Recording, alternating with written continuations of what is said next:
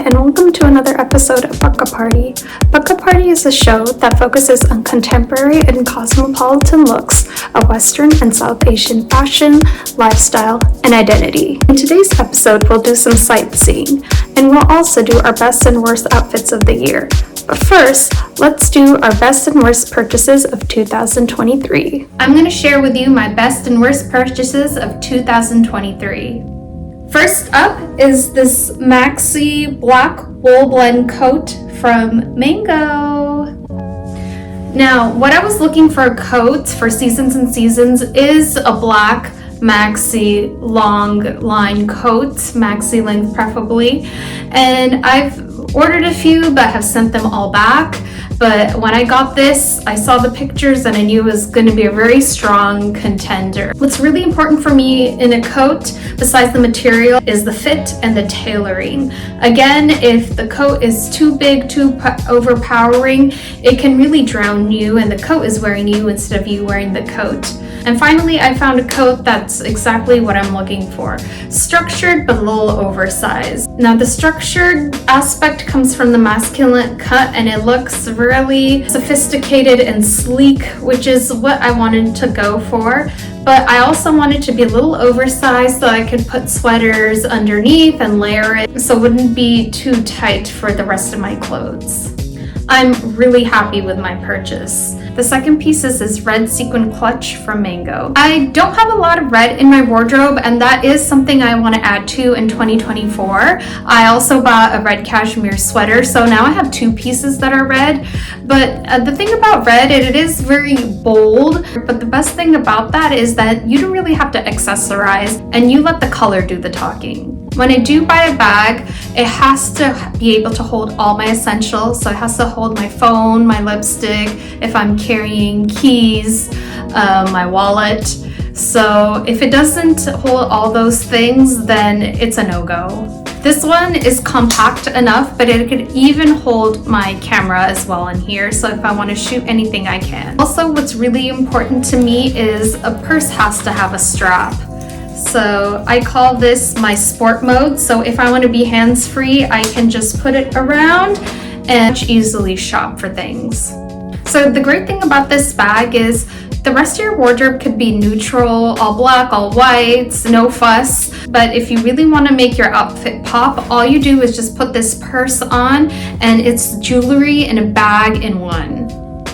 My next pick are these earrings from Anthropologie. I really like these earrings because they're light and delicate but make a huge statement on your outfits. Also really cool about these earrings is if you don't want the longer look of these earrings is that you can remove the back right here and then remove this. So this is attached, if you could see right there. And then I can just go much simpler with these earrings, and there we go. So if I want something much simpler, I can do that, or if I want something a bit more dramatic, then I can add the attachment to them. So really it's two earrings in one, two for the price of one. I can't complain. Earlier this year, I was lucky to go to Mardi Gras in New Orleans. There's tons of music and people, and what Mardi Gras is really known for are the floats and the parade. The floats are put on by a social organization called Cruise, and they're the ones that you most likely know of them throwing beads, tons and tons of beads actually, but they also throw a lot of cool stuff as well. So I got a phone charger, I got measuring cups, I even got some jewelry, and this is one of the pieces right here. You can see this bracelet has a lot of trinkets and charms. As far as the beads are concerned, they are made out of glass, and let me show you some of the trinkets.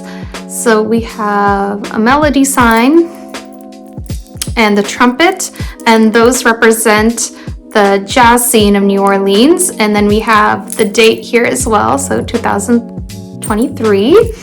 And we also have a masquerade mask right here too. That's really big for Mardi Gras as well. One of the best souvenirs that you could bring back are things that you could actually use or wear. So when I put this on in the future, I will think of all the great memories that I made on that trip. Now my worst purchase of 2023 is this top from H&M. I was looking for something actually similar to this. This is also from H&M and I got this last year. And I wanted a lighter weight version of this top so I could wear in the summer. So when I saw this, I really jumped on it. What I like about these tops is the sweetheart neckline and how it highlights my décolletage. Usually on top, I'm a size small, and you'll be surprised even with the same brand, sizing can matter a lot. And so I got this in a small size, and it is stretchy, but it really stretches to the max of when I wear it. And then I decided to return it, but then I noticed that there wasn't a larger size, so I did that thing to myself where I was like, I'll make it work, even though it's not true. And one of the things that I've been really trying to improve on as far as spending habits is only buying things that really truly fit you. If it doesn't fit like a glove, I usually send it back. But for some reason, I just kept this thinking that it's gonna work. And it's okay, it does. Like if I have really high-waisted jeans or high-waisted skirts, it does work, but it's just not as a versatile piece as I thought it was going to be. So that's why it's my worst of 2023. To recap, most of my purchases I was beyond satisfied with, but unfortunately there was a blunder. Now, I just see this as a learning experience and be more wise in my shopping habits and spending.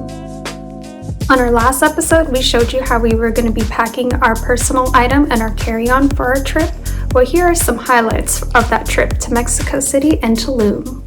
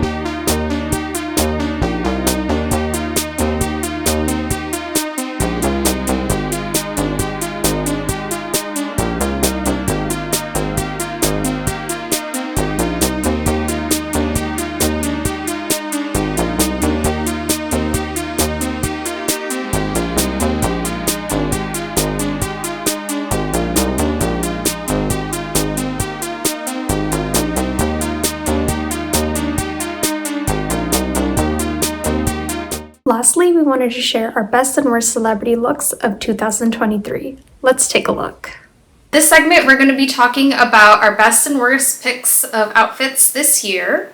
We're going to start off with Mindy Kaling's look, and she's wearing this look at the Met Gala this year, 2023, and she's wearing Simkai. The theme was an homage to Karl Lagerfeld, and I really liked her look.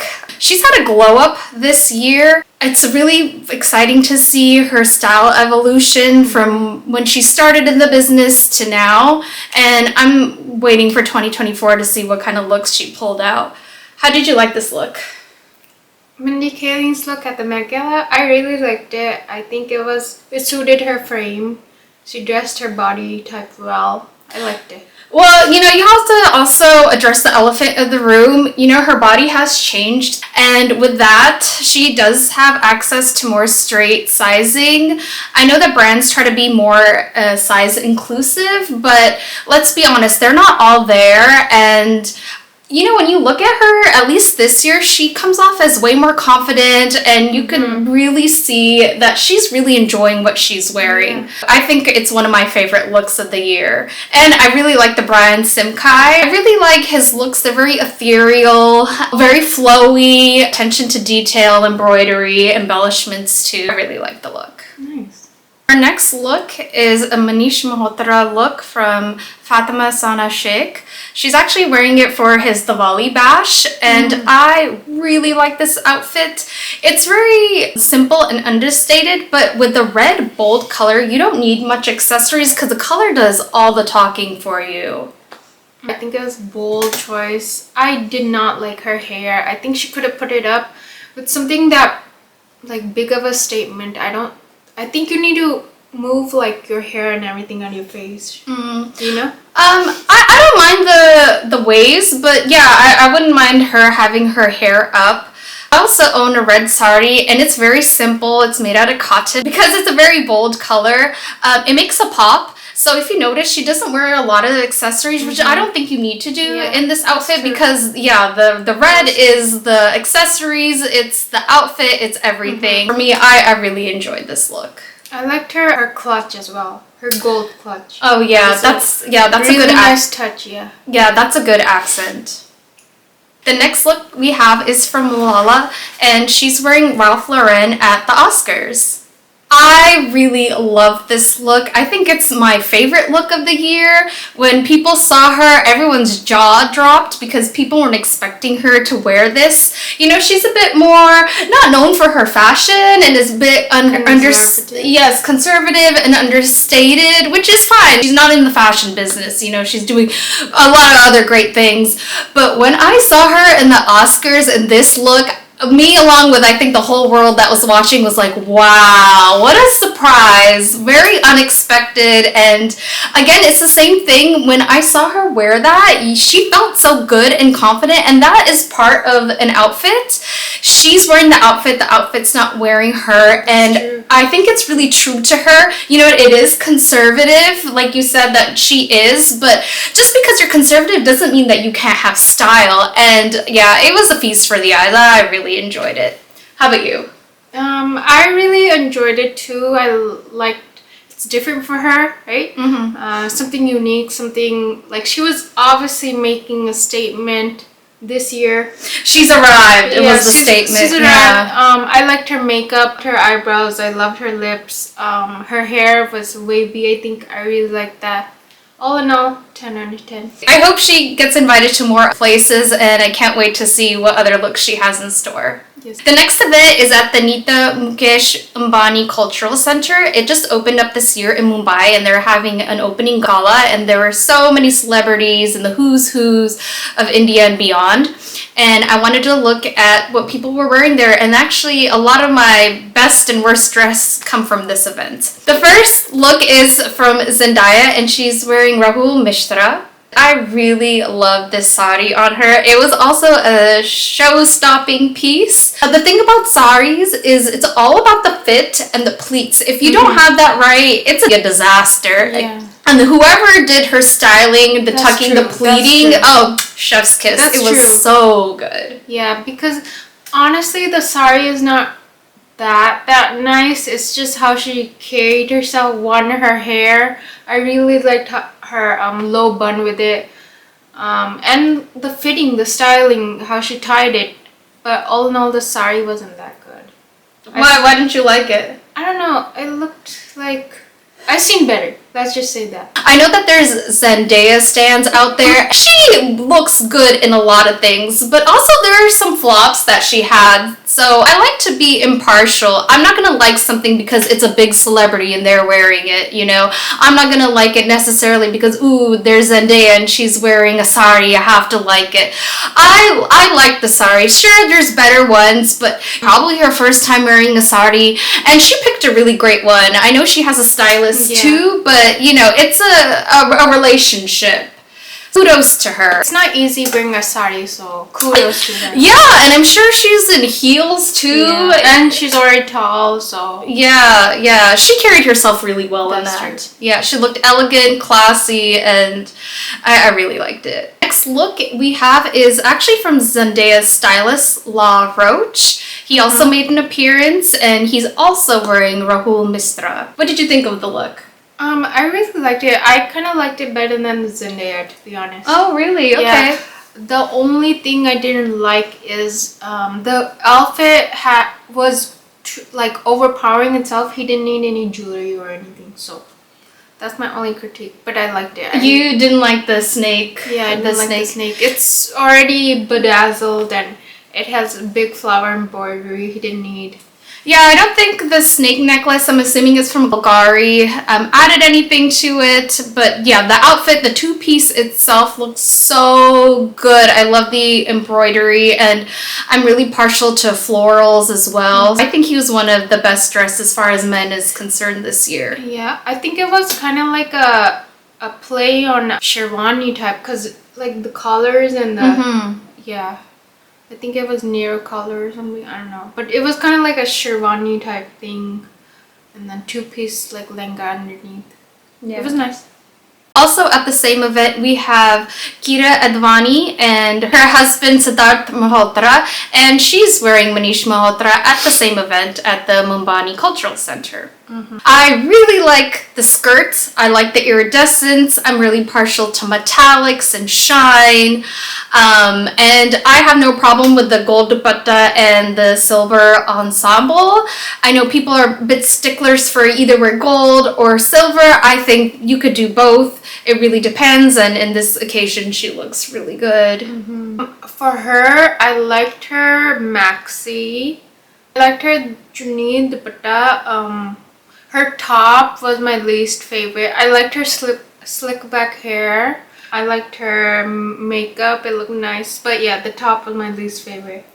I like the top. I don't like the cut of the top. It just kind of ends kind of strangely in the back. It looks incomplete is what I'm trying to say. I like the fabric though. The color of the top was nice. The beads and the collar and the way it cut and everything is just, it just ended. You know? Yeah, it felt incomplete. For Siddharth, I really like him. I like his look. Yeah. I think stylistically, maybe one too many buttons undone. Maybe if he had one more button, then, you know, they complement each other really well. The fit, his is, you know, much more simpler, but a lot of times, especially for men, because they don't have the great variation like women do, the fit is really important in men's suiting and tailoring. And I like the color on him. That's true. I liked it. Not a lot of people can do like three-piece white, right? White on white on white. Yeah. I really liked it on him. It was like not all. It was all different shades of white, right? It was like cream. It's definitely on the off-white palette. Yeah. But it coordinated really well. Complemented. Really well. Yeah. Kudos. Good job, guys. Now let's look at the looks that we didn't care so much for this year. I didn't really like Malaika Arora's look at the Mbani Cultural Center event. It's too much, it's too garish. I kind of understand what she's trying to get to, the multicolor, but too overwhelming for the eyes. She did not dress for her body type, to be honest. She could have done differently. I mean, the outfit's alright, but I think she did too much with the outfit. She had like necklaces on. She didn't need that. She should have put her hair down. I get why she put it up because she's already short. But I think that outfit and her styling made her more short. When you're short and you wear a lot of things, it can kind of weigh you down. Yeah. I'd like to see her in a little bit more ethereal look. I like elements of the pieces. I love a good cape moment, but with the cape, then the decked out sequins, and then the heavy jewelry, it's just too much for her. I really like the embroideries on the garment itself, but maybe less embroidery, lose the cape. I don't really like a bodysuit, to be honest. It's not my favorite, and for her, it you know, she has a great body. Bodysuit didn't work for me either. I think she would look great in Mindy Kaling's outfit. And usually she wears things like that. Yeah. It's worth taking a risk sometimes, but in this case, the risk did not parlay into a reward, unfortunately.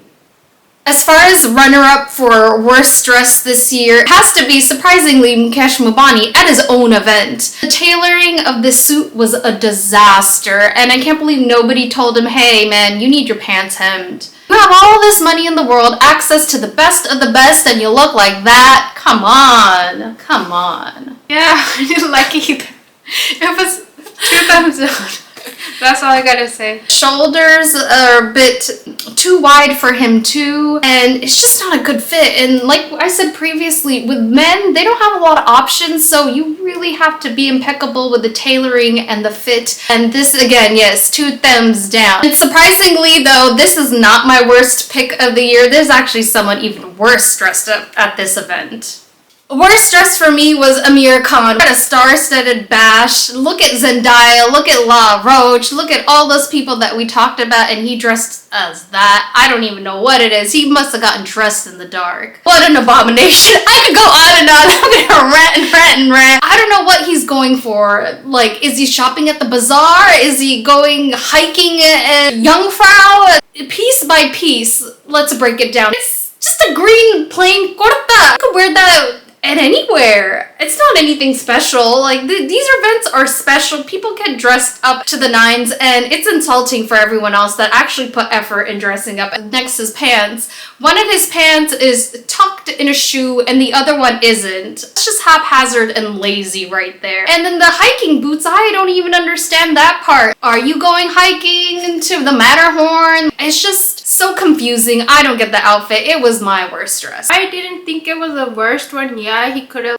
did something different with jeans, maybe styled it, maybe cuffed it or something, but it wasn't that bad. These are special events. You could dress like that 364 days of the year. At least save one for being dressed well. What's the point of having money if you're gonna look like a slob? Who's your worst dressed? Definitely Gish Abani. It's his event. He has ample money. To be fair, Amir Khan isn't hurting for money either. Well, I hope you enjoyed our best and worst dress, and we'll see you next time. Peace. Thanks for joining us on this episode of Buck Up Party. We'll see you next time. Ta-ta!